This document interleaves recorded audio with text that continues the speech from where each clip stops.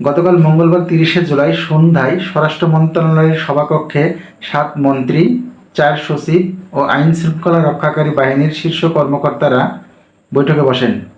বৈঠক শেষে শিক্ষামন্ত্রী মহিবুল হাসান চৌধুরী নওফেল বলেন, আমরা ধাপে ধাপে শিক্ষা প্রতিষ্ঠানগুলো খুলতে চাই।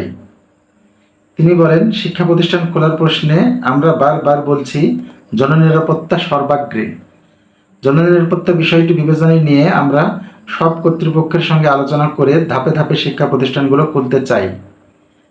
মাধ্যমিক শিক্ষার জন্য আমাদের যে বিদ্যালয়গুলো রয়েছে সেগুলোর নিরাপত্তা ঝুঁকি নিরূপণের মাধ্যমে নির্ধারণ করা হবে। এই মুহূর্তে আমরা প্রতিদিন নিরাপত্তা ঝুঁকি নিরূপণ করছি। এগুলো বিবেচনায় নিয়েই আমরা যথাসময়ে জানিয়ে দেব। তবে কবে থেকে শিক্ষা প্রতিষ্ঠানগুলো খুলে দেওয়া হবে সে বিষয়ে সুনির্দিষ্ট কোনো তারিখ জানাননি তিনি।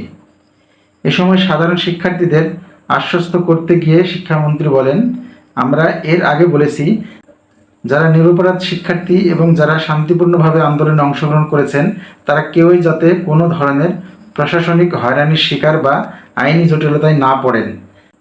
যেসব শিক্ষার্থী বা তাদের অভিভাবকেরা মনে করেন তারা নিরপরাধ, তারা অবশ্যই সেটা নিয়ে আমাদের সঙ্গে যোগাযোগ করতে পারেন। আমরা সরাসরি তাদের সব ধরনের সহযোগিতা দেব, কিন্তু সুনির্দিষ্টভাবে অবশ্যই সেগুলো বলা প্রয়োজন। কোটা সংস্কার আন্দোলনের কারণে সহিংসতা ছড়িয়ে পড়লে দেশের সব শিক্ষা প্রতিষ্ঠানগুলো বন্ধ করে দেওয়া হয়। এর মধ্যে এইচএসসির স্থগিত থাকা পরীক্ষাগুলো কবে নাগাদ নেওয়া হবে তা যথাসময়ে জানিয়ে দেওয়া হবে বলে জানিয়েছেন শিক্ষামন্ত্রী মহিবুল হাসান চৌধুরী। তো প্রিয় শিক্ষার্থী বন্ধুরা, তোমরা মনোযোগ দিয়ে পড়ালেখা করো, পরীক্ষা অবশ্যই হবে, সেইভাবে প্রস্তুতি নাও।